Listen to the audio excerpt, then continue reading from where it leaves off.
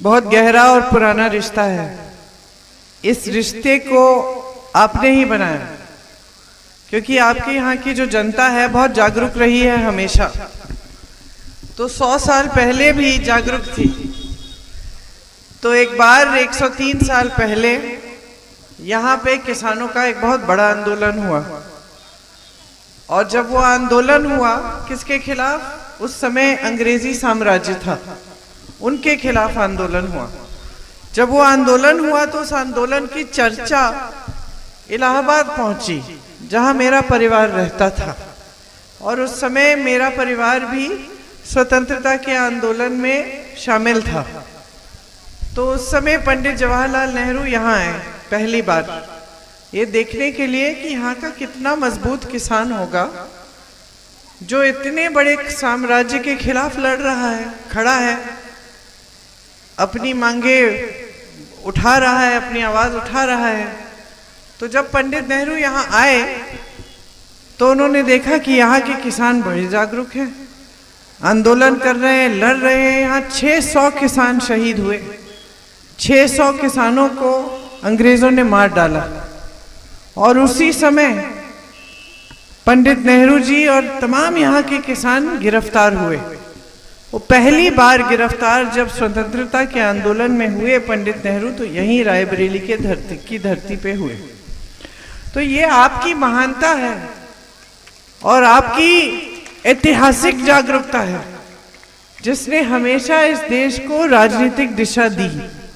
हमेशा जो सही राजनीति है, न्याय की राजनीति, उसके बाद की।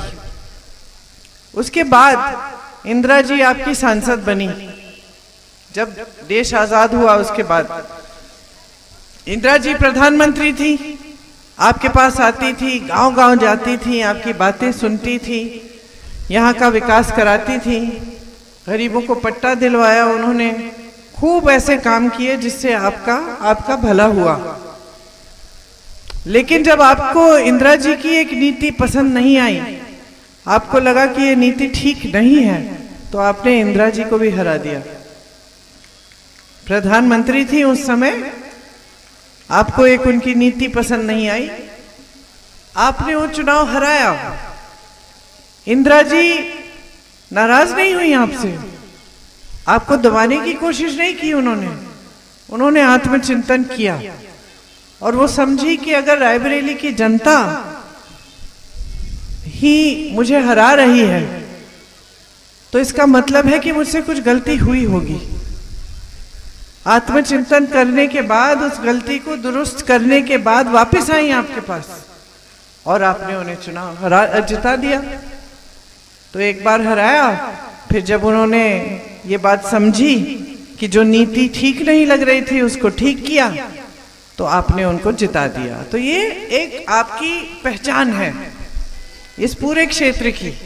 रायबरेली अमेठी उस समय एक ही क्षेत्र होता था और इस पूरे क्षेत्र की पहचान ये बनी कि यहाँ की जनता बहुत जागरूक है। यहाँ बड़े बड़े प्रधानमंत्री, सांसद बन सकते हैं, लेकिन जनता जवाब जरूर मांगेगी। तो अमेठी में भी यही परंपरा चली। मेरे पिताजी वहाँ के सांसद थे, मैं उनके साथ जाती थी, डांट खाते थे महिलाओं से, गांव में जाते थे तो, कि ये बिजली का खंभा आपने लगा दिया, इस पे आपने तार नहीं खींचा। सवाल उठाती थी जनता कि आपको तो हमने कहा था हमें सड़क चाहिए, आपने सड़क बनवा दी, कच्ची है, इसे पक्का कराओ। तो मैं पूछती थी पिताजी को कि डांट खा रहे हैं, आपको बुरा नहीं लग रहा? तो कहते थे बिल्कुल नहीं लग रहा, जनता जागरूक है, ये तो अच्छा है। हमारा देश लोकतंत्र है, हमारे देश में जितने सवाल जनता उठाए, जितना अपनी आवाज उठाए, उतना अच्छा है। मैं प्रधानमंत्री हूं तो जनता का सेवक हूं, जनता डांटे तो मुझे अच्छा लगता है, ये बात करते थे वो। तो फिर वो प्रधानमंत्री थे तो पंचायती राज लागू किया उन्होंने।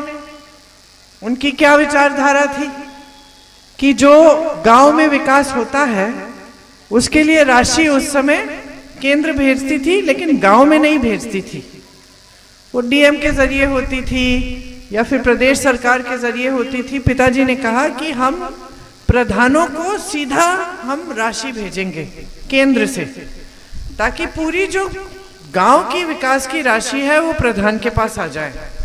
प्रधान को स्वतंत्रता मिलेगी कि प्रधान तय करे ये राशि कहाँ पे खर्चनी है, किस तरह से विकास का काम करना है, क्या करना है, क्योंकि वो गांव में ही रहते हैं तो उनको ही मालूम होगा कि कहाँ पे ट्यूबवेल लगाना है, कहाँ पे टूटी लगानी है, कहाँ पे सड़क खराब है उसकी मरम्मत करनी है। तो ये सब बातें प्रधान को मालूम होती हैं, गांव वालों से पूछ लेंगे और ये आसानी से विकास हो जाएगा। तो कांग्रेस की विचारधारा हमेशा यही रही कि जनता के हाथों को मजबूत करें, आपकी शक्ति वापस आपके हाथों में दे, और जो देश की राशि है, देश की संपत्ति है, वो भी आपके हाथों में आए। इसीलिए कांग्रेस ने मनरेगा भी शुरू किया, 100 दिन का जो आपको रोजगार गांव में मिलता है, और मनरेगा में खूब पैसे डाले उस समय, ताकि सबको जो 100 दिन की मजदूरी है वो मिल जाती थी। अब हमारी नीतियां जो हैं वो भाजपा की नीतियों से बहुत अलग है, और हमारे नेता, उनका आचरण, उनकी जो विचारधारा है वो भी भाजपा के नेताओं, उनके व्यवहार और उनकी विचारधारा से अलग है। तो हम चाहते थे कि गांव मजबूत बने, हम चाहते थे कि देशवासी को अपने हाथों में हम शक्ति दें, पैसा दें, ताकि आप खुद विकसित हों। तो हमारे कार्यकाल में, मेरी माता जी के कार्यकाल में, इंदिरा जी के कार्यकाल में यहाँ तमाम ऐसे काम हुए। ITI आया, FDDI आया, NTPC आया, एम्स आया, बड़े बड़े हाईवे खुले, ये जो सड़कें हैं जो आपको जोड़ती हैं पूरे देश से, ये बनाए गए। गांव में विकास हुआ, आवास दिए गए बहुत लोगों को, जो गरीब जनता थी उन्हें आवास दिए, पानी का इंतजाम किया, सिंचाई की सुविधा बनी, इंदिरा कनाल बनी। ये तमाम ऐसी चीजें हुई यहाँ जिससे पूरे क्षेत्र का विकास हो रहा था। भाजपा की जो विचारधारा है वो है कि सारी सत्ता, सारी देश की संपत्ति का केंद्रीकरण, मतलब कि आज का प्रधान भी स्वतंत्र नहीं है। यहाँ के जो भाजपा के प्रत्याशी हैं प्रधानों को प्रताड़ित कर रहे हैं, उनको दबाते हैं, उनको धमकाते हैं। प्रधान अगर चाहे कि आपके गांव में कुछ सुविधा उनको देनी है तो स्वतंत्रता से ये नहीं तय कर सकते कि हमें यहाँ पे कुछ काम कराना है।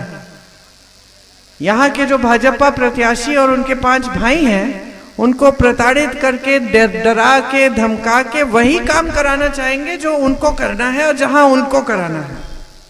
इसी तरह से कोटेदारों को भी दबा के रखा है। यहाँ के कोटेदार को, यूपी में कोटेदार को 90 रुपए मिलते हैं तकरीबन। इतना कम है आज, 90 रुपए से क्या खरीदेंगे बहन, कुछ मिलेगा नहीं। अलग अलग प्रदेशों में 200 रुपए कम से कम मिल जाते हैं। यहाँ के कोटेदार को वैसे भी बहुत कम पैसे मिलते हैं, ऊपर से इन पे दबाव है, अधिकारियों का दबाव है। कभी कभी अधिकारी भी थोड़े पैसे ले लेता है और 90 रुपए में से 90 के 75 कर लेता है। ऊपर से ये प्रत्याशी और इनके 5 भाई जो सबको बस तंग कर रहे हैं, जमीनें छीन रहे हैं, आतंकित कर रहे हैं पूरे क्षेत्र को। और जो भाजपा की विचारधारा है वो कांग्रेस से अलग कैसी है मैं आपको बताना चाहती हूँ। आज आपको 5 किलो राशन मिल रहा है, मोदी जी की फोटो लगती है उस पे, और जनधन की राशि उन्होंने कहा है कि वो आपको थोड़ा थोड़ा पैसा देते रहते हैं।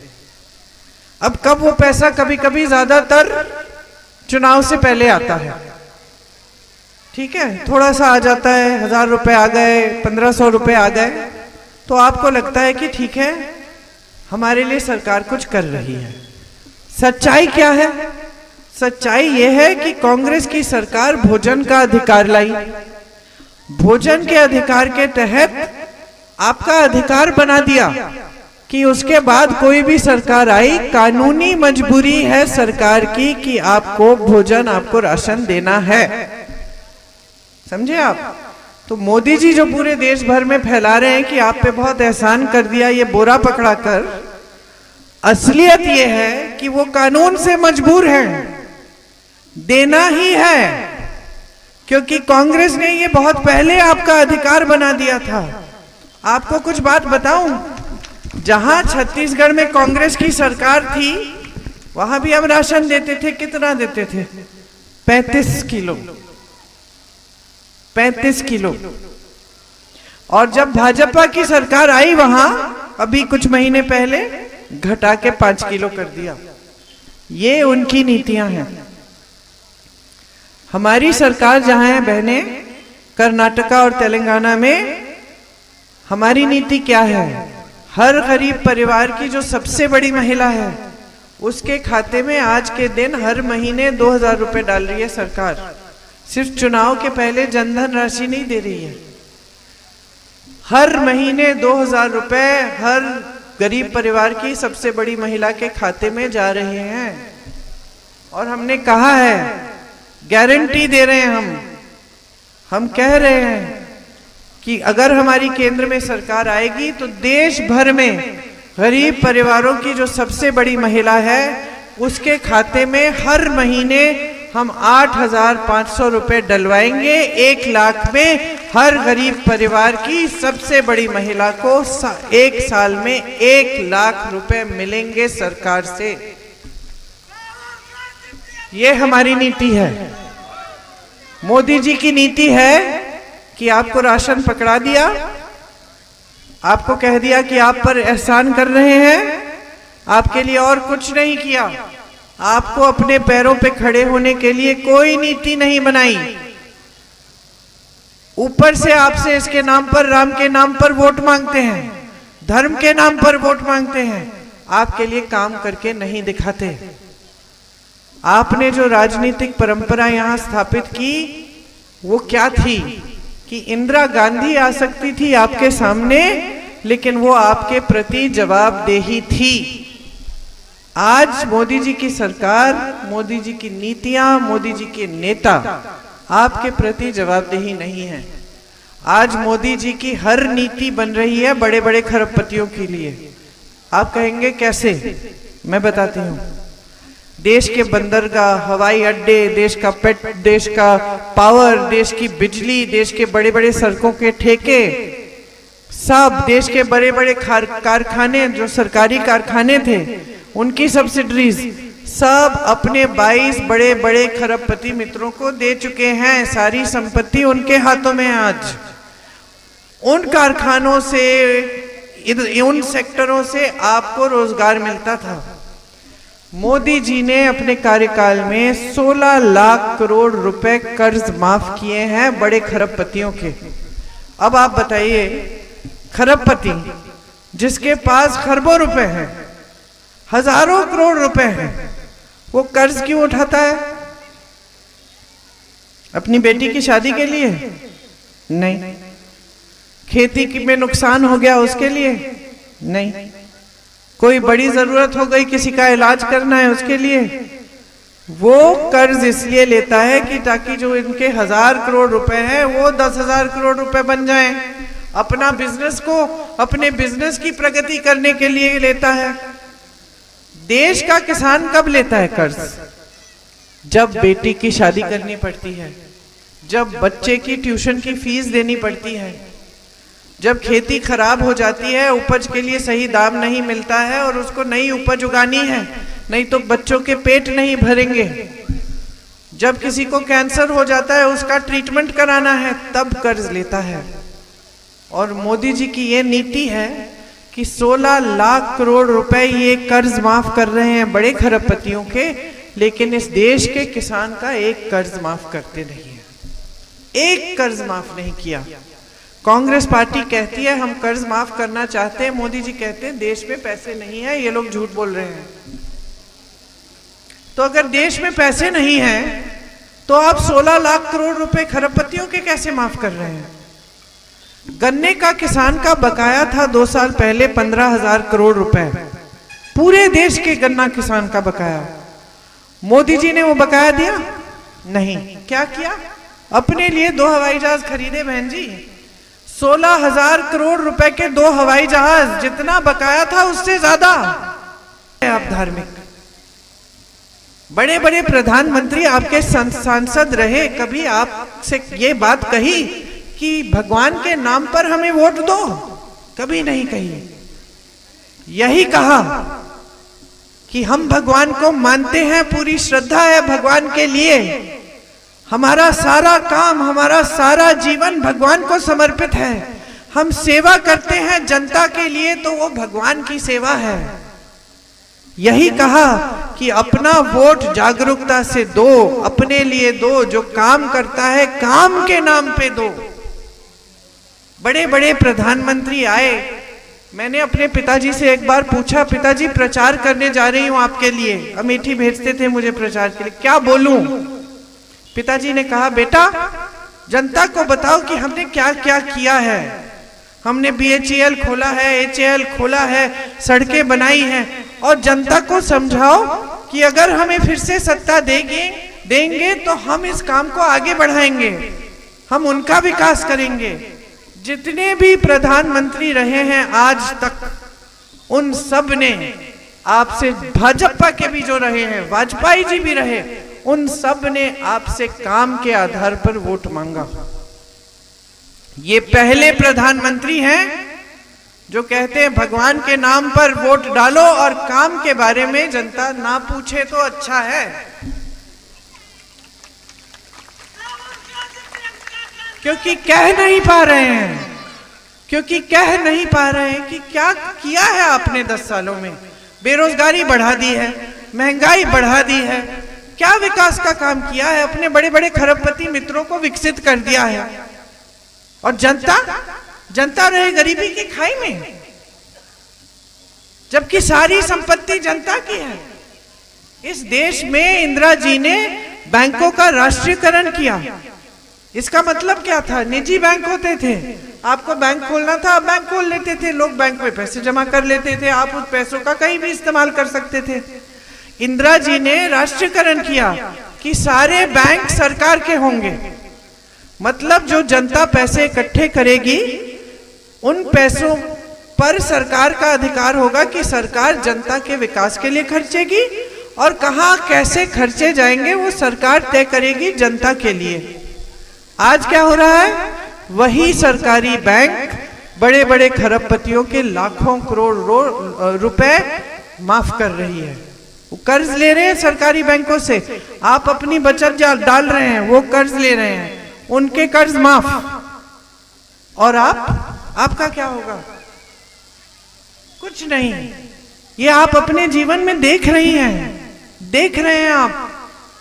आपको टीवी पे दिखाया जा रहा है कि भगवान जाने कितनी तरक्की हो गई है, देश कितना आगे बढ़ गया है, मोदी जी जैसे सक्षम नेता नहीं रहे, और सच्चाई आपके जीवन में, अरे देशवासी तो आप हैं, 140 करोड़ थोड़ी खरबपति हैं, 140 करोड़ जनता तो आपकी तरह है, किसान है, मजदूर है, महिला है, काम कर रही है अपने घर में, खेती में। तो आपके जीवन में ये तरक्की क्यों नहीं उतर रही है? अगर इतनी तरक्की हुई है, क्योंकि है ही नहीं, तरक्की सिर्फ बड़े बड़े खरबपतियों की हुई है। तो हम चाहते हैं कि आपके लिए अच्छी अच्छी नीतियां बने, कि हमारी सरकार आए तो 8,500 रुपए हर गरीब परिवार की सबसे बड़ी महिला के खाते में चली जाए, 1 लाख रुपए सालाना आपको मिले, स्नातक पास के लिए अधिकार बनाएंगे कि आपकी पहली जो नौकरी है सरकार को देनी पड़ेगी, आपका अधिकार बनेगा। GST से सारे खेती किसानी के सामान मुक्त करेंगे। ये सब नीतियां हम आपकी भलाई के लिए लाना चाहते हैं, क्योंकि हम देख रहे हैं कि अन्याय हो रहा है, हम देख रहे हैं कि लोकतंत्र को दुर्बल बनाया जा रहा है, जनता के अधिकार घट रहे हैं, कम हो रहे हैं, कमजोर हो रहे हैं, और बड़े बड़े लोगों के लिए सब कुछ तय हो रहा है। तो मैं सिर्फ आपसे ये आग्रह करने आई हूं कि जागरूक बन जाओ। आप खुद पता करो कि जहां कांग्रेस की सरकारें हैं वहां ये सच है कि महिलाओं के खाते में 2,000 रुपए आ रहे हैं। खुद पता करो, कोई रिश्तेदार पलायन करके गया, उससे पूछो क्या ये सच है कि छत्तीसगढ़ में सारे किसानों के कर्ज माफ हुए थे। पता करो क्या ये सच है कि जहां कांग्रेस की सरकार है वहां पंचायतें मजबूत हो रही हैं, मनरेगा के पैसे मिल रहे हैं। हम तो शहरी मनरेगा करना चाह रहे हैं आपके लिए, कि अगर हमारी सरकार आएगी तो शहरों में भी मनरेगा होगा, 100 दिन का रोजगार शहरों में भी पक्का होगा। श्रमिकों के लिए 400 रुपए से कम मजदूरी कोई नहीं दे पाएगा, ये हम करना चाह रहे हैं।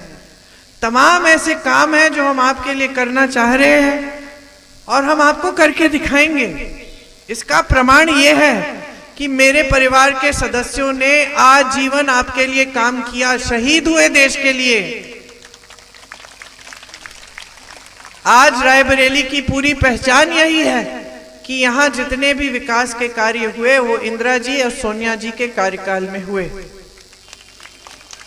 तो अगर आप चाहते हैं कि आपके हाथ मजबूत बने, आपके बच्चों के भविष्य मजबूत बने, तो एकदम जागरूकता से अपना वोट डालिए। ये वोट आपके अपने पक्ष में जाना चाहिए, जिसकी सही नीतियां हैं, जो आपके बीच में फूट नहीं फैलाएगा, जो सब में अमन चैन रखते हुए सबको आगे बढ़ाएगा और सबके लिए अच्छे अच्छे विकास के कार्य करेगा, उसी को वोट दीजिए। मेरे भाई राहुल जी वो बड़े सच्चे इंसान हैं, सच बोलने की बड़ी आदत है। कभी कभी मैं कह देती हूँ इतना भी मत बोलो। क्यों? क्योंकि मेरा मुंह देखते ही कह देते मोटी हो रही है। तो मैं कहती हूँ मुझे एक आध झूठ तो बोल दो कि मैं अच्छी लग रही हूँ, क्या जरूरत है बोलने की मोटी हो रही हूँ। मजाक कर रही हूँ, लेकिन उनको आदत है सच बोलने की। वो कभी आपके सामने आकर आपको झूठा वादा नहीं करने वाले, ये मैं आपको बता देती हूँ। अगर आपकी कोई मांग है जो पूरी नहीं कर सकते, वो आपके मुंह पे बोल देंगे कि ये सड़क यहाँ पे नहीं बनेगी, लेकिन वहां पे इस तरह से हम बना सकते हैं, सच बोलेंगे। और दूसरी खासियत उनकी ये है कि अन्याय नहीं सह सकते। वो देखते हैं कि किसी पे अन्याय हो रहा है तो एकदम भड़क जाते हैं, लड़ लेते हैं न्याय के लिए। और उनकी पूरी जो उनका जो पूरा राजनीतिक जीवन रहा है, पूरी राजनीतिक विचारधारा और लड़ाई रही है, वो अन्याय के खिलाफ रही है। तो वो आज भी न्याय के लिए लड़ रहे हैं, आज भी आपकी आवाज उठा रहे हैं। उन पे तमाम कष्ट लाए मोदी जी, उनको संसद से निकाल दिया, उनको घर से निकाल दिया, उन पे तमाम केस लगा दिए। एक गुजरात में लगाया, एक बिहार में लगाया, एक महाराष्ट्र में लगाया, 6-7 ऐसे केस डाल दिए। क्यों? ताकि आपको वहां कचहरी में जाना पड़े, एक दिन वहां जवाब देना पड़े तो कहीं और देना पड़े, इससे सिर्फ प्रताड़ित करने के लिए। पूरे परिवार को ऐसी ऐसी बढ़िया बढ़िया गालियां दी। इंदिरा जी को कहते हैं देशद्रोही है, मोदी जी कहते हैं। इंदिरा जी जो शहीद हुए देश के लिए, जिन्होंने पाकिस्तान के 2 टुकड़े किए, उनको मोदी जी देशद्रोही का दर्जा दे रहे हैं आज। राजीव गांधी शहीद हुए आपके लिए, उनका खून इस धरती में है, मोदी जी उनको देशद्रोही कहते हैं। मैंने आपको समझाया कि किस तरह से कांग्रेस पार्टी ने स्वतंत्रता का आंदोलन किया। अपने हिंदू धर्म पर ही आधारित था वो आंदोलन, और वो कहते हैं कि कांग्रेस पार्टी हिंदू विरोधी है। तो या तो आप इनके झूठों को माने, या फिर आप सच्चाई देखें कि आपके जीवन में क्या सच्चाई है और देश की राजनीति में क्या सच्चाई है। मेरे भाई हमेशा आपके प्रति सच्चे ही रहेंगे और आपके लिए दिन रात काम करके दिखाएंगे। तो आप उनको भारी बहुमत से जिताइए ताकि आपका विकास हो, ताकि देश की राजनीतिक दिशा।